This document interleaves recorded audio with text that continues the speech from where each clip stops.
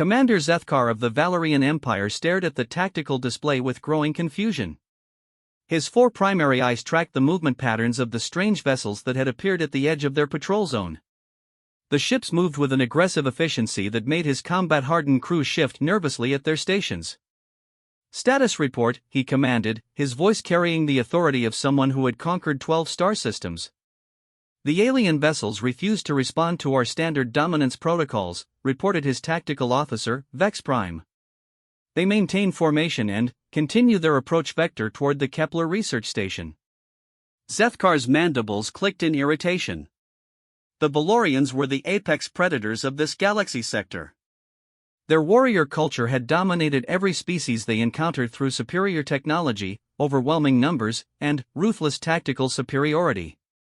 These newcomers clearly didn't understand the natural order. Open fire across their bow.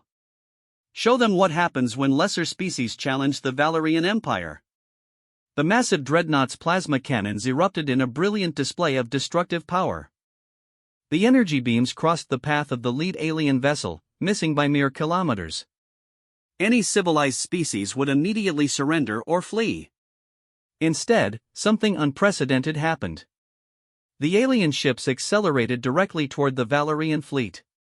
"Impossible," breathed Vex Prime. "Sir, they're not retreating. They're charging our position."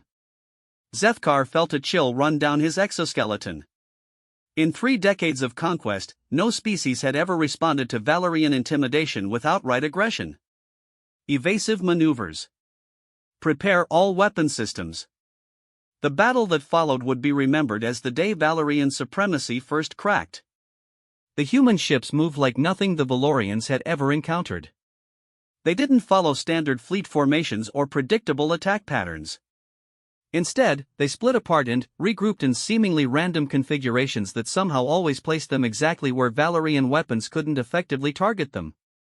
"They're using our own momentum against us," Vex Prime reported with growing panic. "Every time we adjust our firing solution, they've already moved to exploit the gap." But it wasn't just their tactical unpredictability that unsettled the Valerian crew. It was their complete disregard for acceptable loss ratios. When Valerian plasma fire finally connected with one of the smaller human vessels, crippling its engines, the crew expected the standard surrender protocols. Instead, the damaged ship rammed itself directly into the side of a Valerian cruiser. "By the void," whispered Communications Officer Keth 9. "They sacrificed their own vessel just to damage ours. What kind of species does that?" The answer came in the form of an open transmission from the human fleet commander. "This is Admiral Sarah Chen of the Terran Defense Force. You fired on our diplomatic convoy without provocation. We consider this an act of war." Zethkar studied the image that appeared on his main screen. The human was smaller than any Valerian warrior, lacking the impressive physical modifications that marked a proper predator species. No visible armor plating, no enhanced muscle mass, no weapon attachments. Yet something in her eyes made him take an involuntary step backward. "We are the Valerian Empire," he responded, trying to project his usual dominance. "We have conquered hundreds of worlds. Your species will submit or face extinction." Admiral Chen's expression didn't change. "We've heard that speech before. From the Nazis. From the Soviet Union. From corporate overlords and petty dictators. They all learned the same lesson you're about to learn." "And what lesson is that, primitive creature?" "That humans don't kneel." The transmission ended, and immediately the human attack patterns shifted again. This time, they weren't fighting to disable or even destroy the Valerian ships. They were fighting to send a message. Zethkar watched in growing horror as his supposedly superior fleet was systematically dismantled by opponents who should have been cowering in terror. The humans fought with a coordination that suggested they'd been preparing for this exact scenario for generations. Every Valerian tactical doctrine was countered before it could be fully implemented. "Sir," Vex Prime's voice cracked with strain. "We're detecting massive reinforcements arriving through hyperspace. Multiple fleets, all human configuration." The tactical display updated to show dozens of human vessels emerging from dimensional rifts. But these weren't just military ships. Zethkar's tactical computers identified massive construction vessels, mining platforms, and what appeared to be mobile colonies. They're not just responding to our attack, he realized with growing dread. They're moving in to stay. Admiral Chen's voice crackled over the communication system again. Commander, your empire made a critical error in judgment. You assumed we were just another prey species to be conquered. But humans come from a world that spent 4 billion years trying to kill us. We learned to fight back against extinction itself. Through the viewport, Zethkar could see more human ships arriving every few minutes. Each wave brought different vessel configurations, suggesting not just a unified fleet but multiple independent human governments working in coordination. How many worlds do your species control? He found himself asking. Currently? About 4,000 systems. But we're expanding rapidly. The number hit Zethkar like a physical blow. The mighty Valerian Empire controlled 800 systems, accumulated over 2 centuries of conquest. These humans were claiming to control 5 times the territory. Impossible. Our intelligence networks would have detected an empire of that size. Your intelligence networks never looked beyond this galaxy cluster. Humans spread across multiple galaxies before we ever encountered your empire. We've been watching you for quite some time, actually. Zethkar felt something he'd never experienced in his warrior's life. True fear. What do you want? He asked quietly. Right now? We want you to return to your empire and deliver a message. Humanity is officially extending diplomatic relations to the Valerian Empire. You have 1 standard galactic month to respond with either an embassy delegation or a formal declaration of war. And if we choose war? Admiral Chen's smile was somehow more terrifying than any threat. Then, you'll learn why we call our home planet a death world, and why every species that's ever tried to conquer us has ended up either extinct or begging for mercy. The transmission ended, leaving Zethkar staring at a tactical display showing his once mighty fleet in full retreat, shepherded away from the system by human escorts that made no aggressive moves but maintained perfect firing positions. For the first time in Valerian military history, they were being allowed to leave a battlefield alive as an act of human mercy. And, somehow, that was more terrifying than any defeat. As his flagship limped toward Valerian space, Zethkar found himself wondering what kind of world could possibly produce warriors like these humans. What could be so terrible about their home planet that they called it a death world? And what had the Valerian Empire just stumbled into? The answers, he suspected, would determine the future of both their civilizations. Behind them, human construction ships were already beginning to establish permanent defensive positions, as if they'd been planning this expansion for decades. Which, Zethkar was beginning to realize, they probably had been. Humans, it seemed, didn't just react to threats. They anticipated them. High Admiral Vorth Supreme of the Valerian War Council stared at the holographic recreation of Commander Zethkar's encounter with the humans. The tactical analysis had been running for 6 hours, and every simulation reached the same impossible conclusion. The Valorians had been outfought by an inferior species. Explain to me, Vorth Supreme's voice carried the dangerous edge that preceded the execution of incompetent officers, how a warrior race that has conquered 12 star systems was defeated by creatures that appear to have evolved from prey animals. Zethkar maintained his formal stance despite the obvious pain from his injuries. Sir, with respect, I believe our initial assessment was incorrect. These humans are not prey animals. Look at them, War Strategist Kex9 gestured at the frozen image of Admiral Chen. No natural armor, no enhanced musculature, no visible weapon adaptations. Their home gravity is barely half of optimal warrior development standards. By every metric we use to evaluate predator species, they should be helpless. Yet they fought like demons, Zethkar replied quietly. And their tactical adaptability was beyond anything in our combat databases. Vorth Supreme's 4 eyes focused on the battle recordings with growing irritation. Show me their homeworld data. We need to understand what we're dealing with. The holographic display shifted to show a blue and green planet orbiting a yellow star. At first glance, it appeared peaceful, almost garden-like compared to the harsh volcanic worlds that produced proper warriors. Initial scans suggest a temperate climate with abundant water and vegetation, reported Intelligence Prime Jack 7. Gravity approximately 0.6 standard, atmosphere rich in oxygen and nitrogen. It appears to be an ideal nursery world for developing soft civilian populations. Then, explain their combat effectiveness, Vorth Supreme demanded. Sir, Zethkar stepped forward, permission to present analysis from our encounter? Granted. Zethkar activated his personal combat recorder. Observe their movement patterns during the engagement. Notice how they never fight the way we expect them to fight. The hologram showed the human ships breaking formation and regrouping in ways that violated standard military doctrine. Traditional warrior species develop predictable combat patterns because they work. Overwhelming force, superior positioning, technological advantage.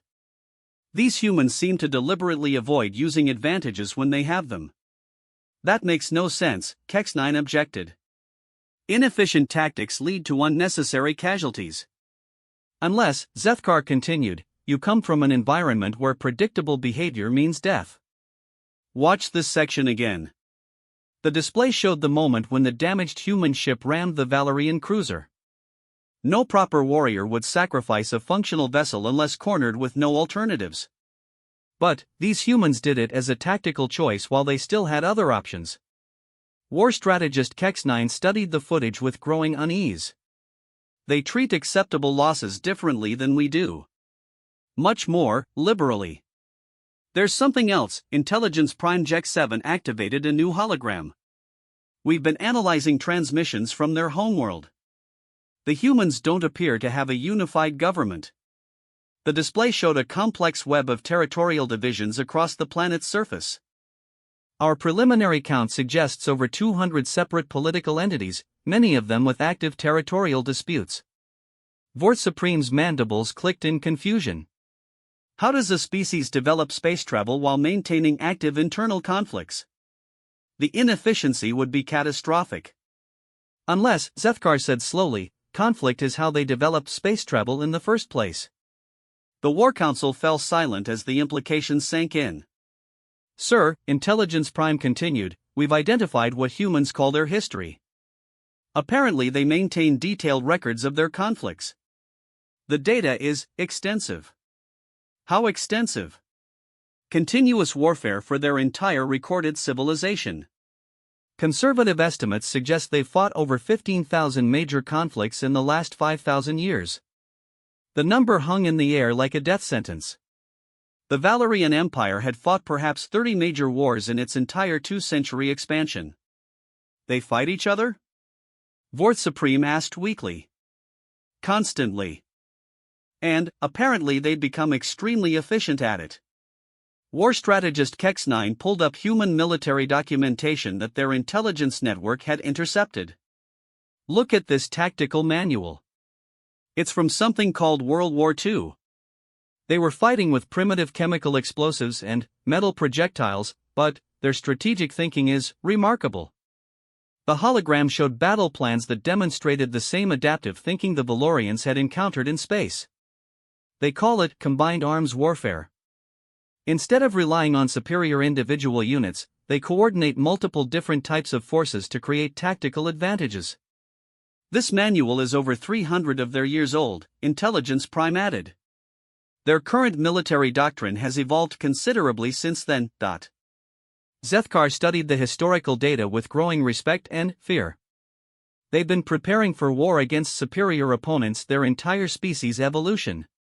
Not just military preparation, but psychological and cultural preparation. What do you mean? Vorth Supreme demanded. Look at their entertainment media. Stories about underdog heroes defeating impossible odds. Celebration of sacrifice for the greater good. Cultural myths that glorify fighting against overwhelming opposition.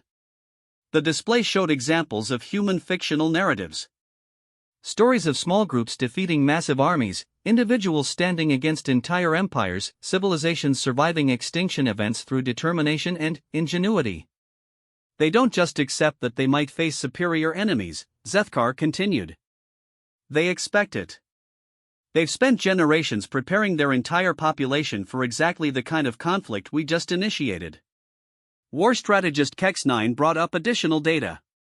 Sir, we've detected something else. The human response to our encounter wasn't just military.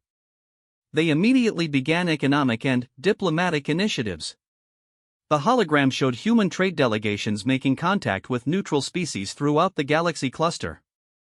They're not just preparing for war with us. They're building an alliance network.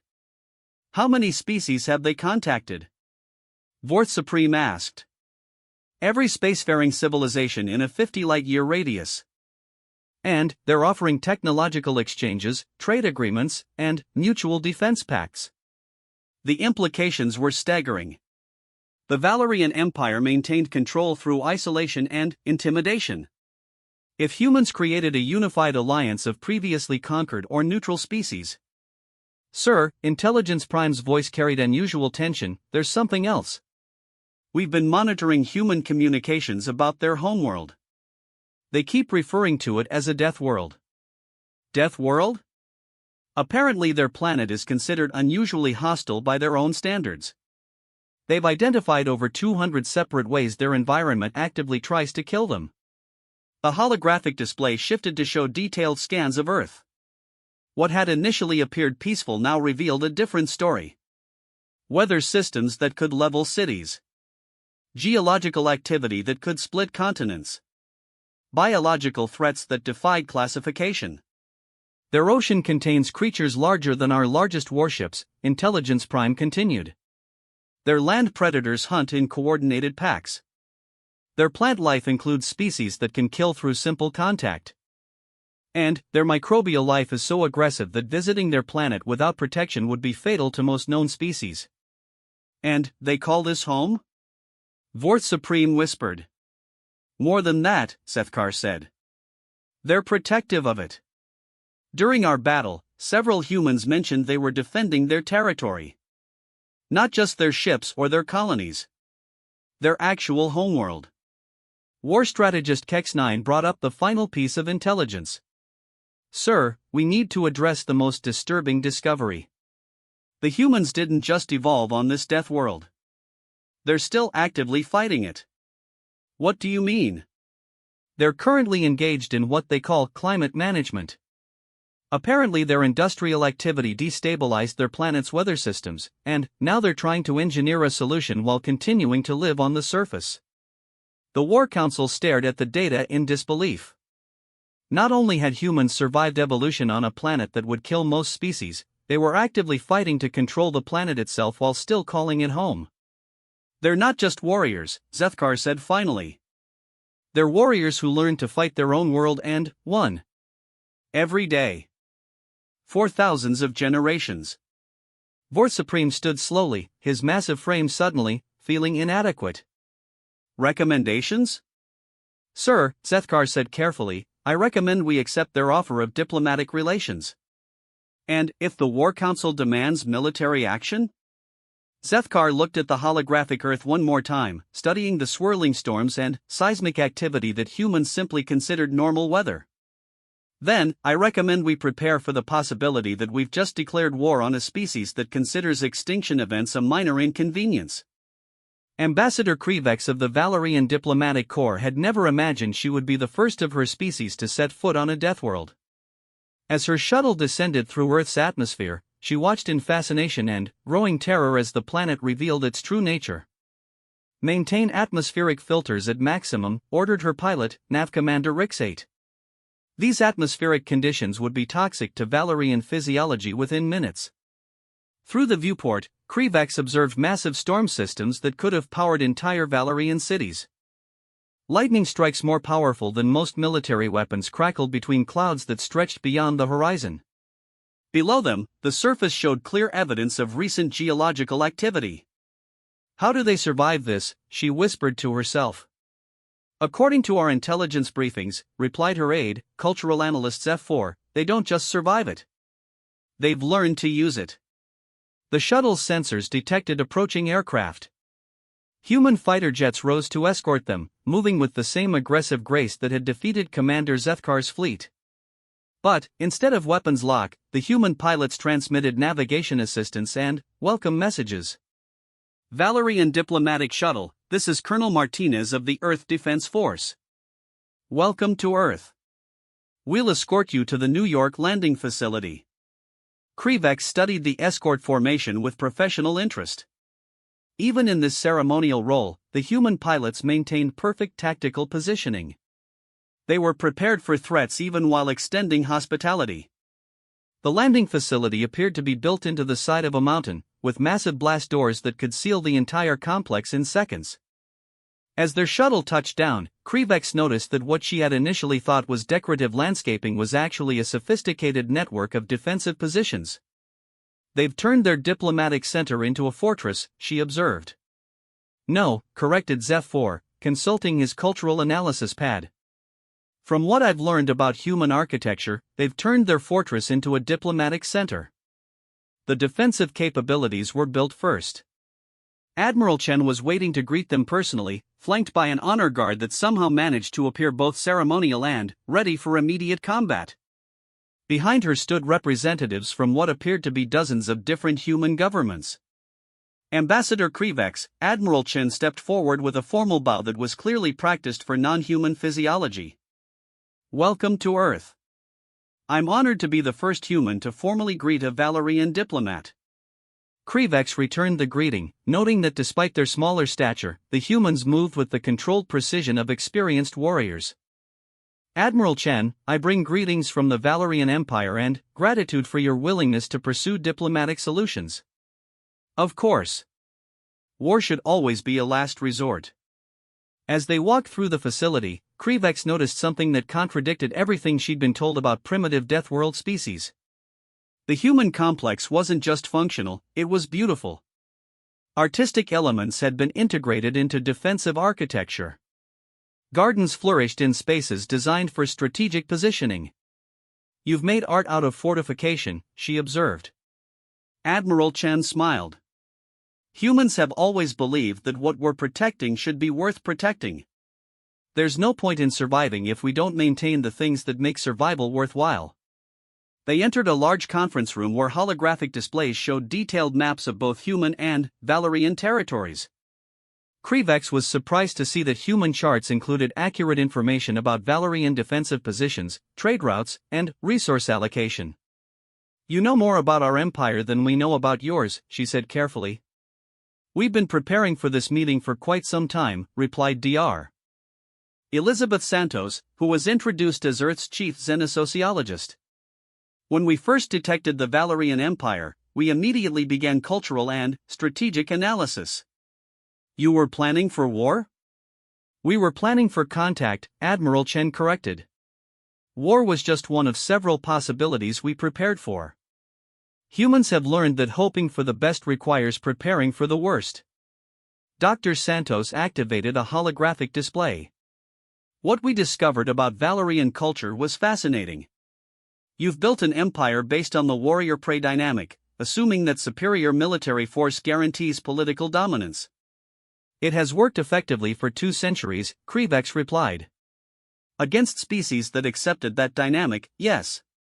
But humans come from an environment where that assumption is fatal. The hologram shifted to show Earth's evolutionary history. Massive extinction events, climate shifts that would devastate most civilizations, predator species that made Valerian warriors look like children's toys. You evolved under pressure that would destroy most life forms, Krivex said with growing understanding. More than that, Dr. Santos continued. We evolved in competition with that pressure. Every threat our planet presented, life found ways to not just survive, but to thrive and even use those threats as advantages. Admiral Chen gestured to a display showing human technological development. When our planet's ice ages threatened to freeze our early ancestors, they learned to make fire and build shelters. When massive predators hunted them, they learned to hunt in coordinated groups. When diseases threatened to wipe out entire populations, they developed medicine. But you still live on this death world, Krivex pointed out. Why haven't you found safer planets to colonize? The question seemed to puzzle the humans. Because this is home, said Dr. Santos simply. Humans don't abandon home. We improve it. Through the conference room windows, Krivex could see a massive storm system approaching. Lightning flashed constantly, and wind speeds that would be considered a planetary emergency on most worlds. She watched in amazement as human civilians simply continued their daily activities. Aren't you concerned about that storm? She asked. Admiral Chen glanced outside and shrugged. It's just a Category 2 hurricane. The city's weather management system will handle it. Weather management system? Dr. Santos pulled up another display showing a global network of atmospheric processors, ocean current regulators, and electromagnetic field generators. We're currently managing 17 major weather systems, preventing 3 potential earthquakes, and monitoring solar radiation levels that fluctuate beyond most species' survival range. The scale of the operation was staggering. Humans weren't just surviving on their death world. They were actively controlling it. This is what we wanted you to understand, Admiral Chen said seriously. When Commander Zethkar fired on our diplomatic convoy, he wasn't just attacking human ships. He was threatening our territory, our people, and our home.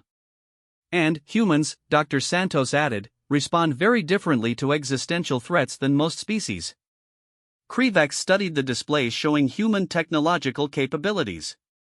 Planetary-scale engineering projects. Interstellar colonization efforts that made Valerian expansion look conservative. Military preparations that assumed conflict with superior forces. You're not just another spacefaring species, she realized. You're a species that survived its own planet trying to kill it for millions of years. Exactly. And we're still here. Admiral Chen activated a new holographic display. This is what we're proposing to the Valerian Empire. The display showed detailed trade agreements, technology exchanges, and mutual defense pacts. But underlying everything was a clear message: humans were offering partnership between equals, not submission to conquest. The Valerian Empire has always expanded through dominance, Krivex said carefully. Our culture is built around the concept of superior species controlling inferior ones. Then, your culture is going to evolve, Dr. Santos replied without hostility. Because humans represent something your empire has never encountered before. We're a species that refuses to be prey, regardless of the opposition. Through the windows, the hurricane was making landfall. Krivex watched human emergency services respond with practiced efficiency to conditions that would paralyze most civilizations. They weren't panicking or seeking shelter. They were managing the crisis like a routine maintenance operation. What happens if the Valerian Empire chooses war? She asked quietly. Admiral Chan's expression grew serious. Then, you'll discover what 4,000 years of continuous warfare has taught us about conflict resolution. And, if we choose peace? Then, you'll discover what 4,000 years of continuous warfare has taught us about building civilizations worth defending. Krivex looked at the storm outside, then, at the humans who considered it a minor inconvenience, then, at the displays showing a species that had turned environmental catastrophe into technological advancement. I need to contact the Valerian High Command immediately, she said. Of course. We've prepared a full cultural exchange package. Scientific data, historical records, technological specifications, and social documentation. Everything your leadership needs to understand what kind of species they're dealing with. As her aide began uploading the massive data package, Krivex watched the hurricane pass over the human city. In its wake, automated systems began immediate repairs while humans emerged to check on their neighbors and assess damage. They weren't just surviving the storm. They were using it as an opportunity to test and improve their infrastructure. One more question, she said to Admiral Chen. Why did you let Commander Zethkar retreat? You could have destroyed his entire fleet. Admiral Chen smiled with what Krivex was beginning to recognize as particularly human combination of warmth and calculated menace. Because humans prefer to make friends rather than enemies. But we want to make sure our friends understand exactly what kind of allies they're choosing. Outside the window, the storm was already weakening as human weather management systems redirected its energy into their power grid.